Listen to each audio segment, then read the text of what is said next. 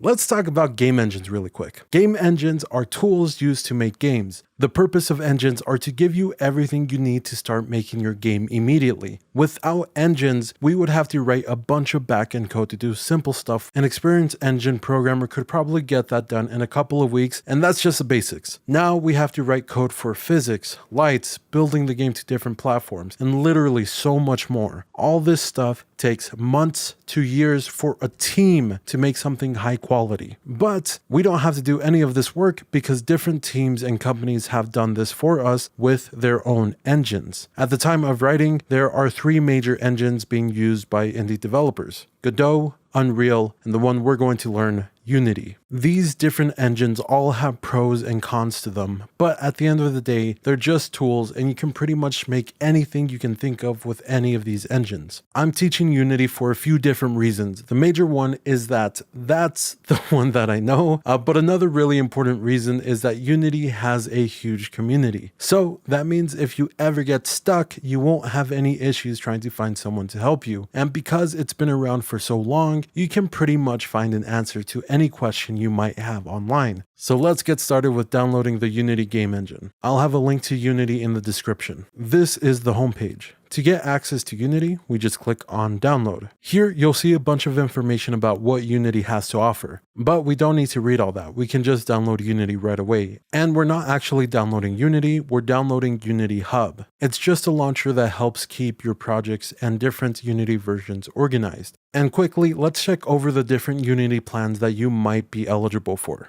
Here, you'll be directed to the individual and teams plan, but we don't need either of these plans. We're going to head over to the students and hobbyists section. And here, you'll see the prices are a lot more reasonable. The reason I wanted to show you this is because some of you might be eligible for a student license. The only thing that a student license gets over a regular personal plan is that students get access to a bunch of free assets so they can start building their projects. Assets are just things like sounds, 3D models, images, and things like that.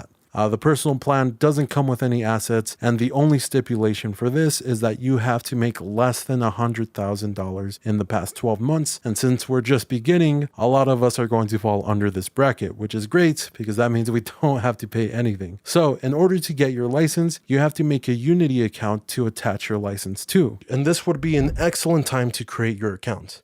You'll have to make an account to attach your license to, and in the future, if you want to get assets, they'll also be linked to your Unity account. Unity Hub is a launcher that can download different versions of Unity and keeps track of all the projects you create.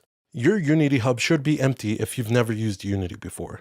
To install Unity, head over to the Installs tab on the left. At the top right, you'll see Install Editor. This will bring up a modal where you can select the version you want. We're using the latest LTS version of Unity as of the recording. This is a real quick cut-in saying that it doesn't matter what Unity version you're going to use. Everything that we are going to do in this series can be done on pretty much any Unity version because we're only going to go over really simple stuff in terms of working with the Unity editor. Even in the middle of this course, I upgraded from an old version of Unity to a new version of Unity, and literally nothing changed. Nothing broke. There was no problems. So if you're watching this 5 years in the future, it's completely fine to work off of the latest version, the latest LTS version. There might be a few different things that are different in the UI, but everything should be pretty much the same, which is version 2021.3.16 F1 LTS. At the bottom, you'll see a newer 2022 version, but that doesn't have the LTS tag. LTS stands for long-term support. So if the Unity editor has any issues, non-LTS versions of Unity are not committed to fixing them, but it has newer features you might be interested in looking at once you become more accustomed to Unity. The LTS version will be the safest and most stable Unity version for larger projects that could take longer to create.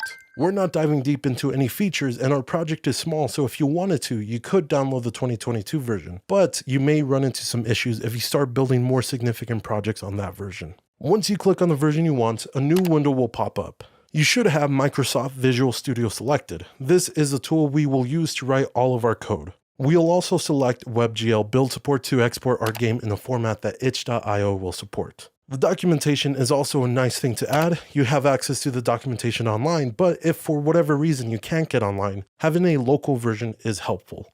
Make sure you read the terms and agreements. The installation process will take a while, but sometime during your installation, you'll get a new window for Microsoft Visual Studio. We only need to add the Game Developer with Unity module. After that, you can click Install and continue with the process. You can close out of the window once it's done installing. Once the Unity editor is installed, we can return to our Projects tab and click on New Project at the top right. You'll see a bunch of templates, but for our case, we're making a simple 2D text adventure, so we'll select 2D Core. On the right side, if you scroll down, you can name the project whatever you want and set the location for where you want the project to be stored. I'm going to name the project Text Adventure. The project name doesn't appear in the finished version of the game, so you can call this whatever you want. Just make sure it's understandable for yourself in the future. Click Create Project and you should get a new window of Unity creating all the project files for you. This can also take a while. The Unity editor will open up once it's done building all the project files. This is the Unity editor. We're not going to go over any specifics of the editor in this video, but we will verify one thing quickly. If you go to Edit on the top left and click on Preferences, a new window should pop up. Navigate to External Tools and ensure that your external script editor is set to Microsoft Visual Studio. It might default to Open by File Extension, but if it's already set to Microsoft Visual Studio 2019, you're all set to go. Unity auto-saves your preferences, so once you change it, you can just close out the window and out of Unity.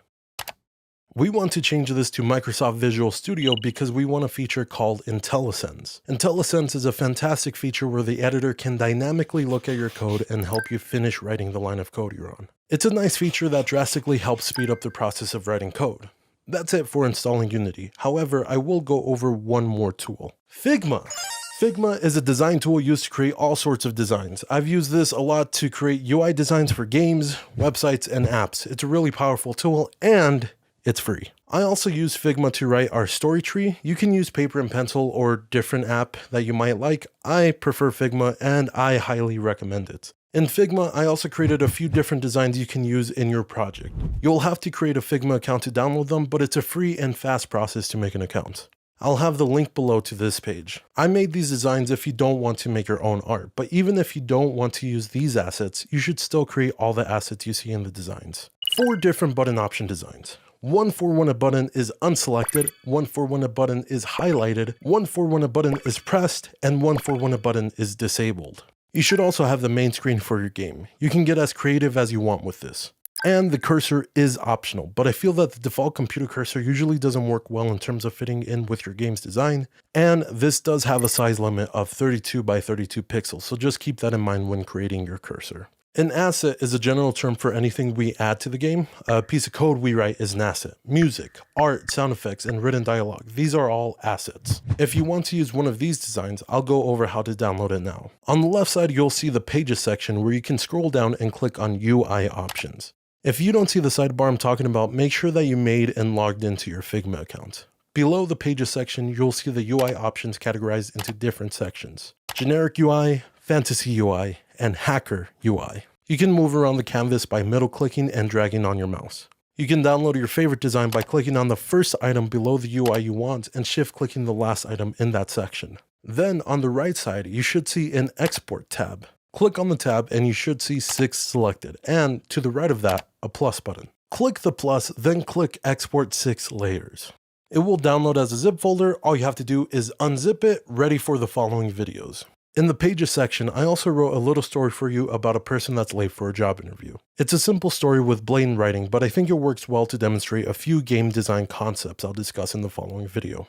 Of course, you can write your own story. I also created a custom story section just for you. Here you can develop your characters and write your story beats in a simplified tree, come up with the name of your game and a small synopsis, as well as create the actual game tree we'll be making for our game. Before you start writing your own story, let me explain how the game logic will work so you can know the limitations of this project. The game is going to consist of story blocks. Story blocks will be a piece of text describing the story with 1 to 4 options the player can choose from. Each option can be linked to any other story block and will automatically switch to the new block when the player clicks on the option. You can link to a previous story block if you want, and you can even link a story to itself. And we can use this feature to do stuff like repeating voiceover. That's going to be the extent of the game logic. It's really simple, so remember how the game works behind the scenes when you're writing your story. Okay, great. Next video, I'm going to go over a few game design concepts that can help when writing your story. For the rest of this video, I'll cover how to use Figma more in depth if you want to use it to write your story. You can skip the rest of the video if you want to use a different program or just use paper and pencil. You might have already discovered that you can't change anything in the Figma file. To make changes, you must duplicate this file by going to the top drop down next to Text Adventure and clicking Duplicate to your drafts. At the bottom, a little notification will pop up saying File duplicated to your drafts. Next to it, click the Open button. If the notification goes away too quickly, you can go to the top left of your screen, click on the Figma logo, and click Back to Files. You should see a few different files and templates, but the one we're interested in is Text Adventure Copy. Double click on that file to open it. You should have edit access now. I said you could drag the canvas using the middle mouse button and dragging, but if you want to zoom in, you can hold Z and click on the area you want to zoom in on.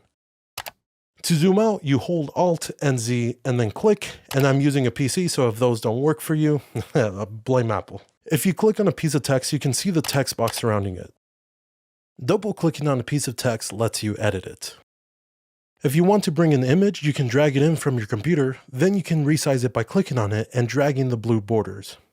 You can bring in whatever images you want for your character. We're not going to be using them in the game, but it can help trying to visualize how your character looks and acts. Let's move on to the actual tree. Let's say you want a story block to have two options. To delete options, click on the white rectangles you want to delete and press backspace. To add options back in, click on the white rectangle and click Ctrl D. To add another story block template, it's a very similar process. Click on the little text at the top that says story block template, then press Ctrl D. Lastly, to make the arrows that go from the options to the story block, press Shift L, then click and drag to make an arrow from the option to the story block. I tried to make using Figma simple so you only have to worry about writing and not using the app, but Figma can be a complex and powerful tool. So if at any point you get frustrated with it, just switch to using paper and pencil or whatever you're comfortable using. You won't get the benefit of copy and pasting over what you wrote on paper, but at least you'll be able to write out your story. Okay, I'll see you next video.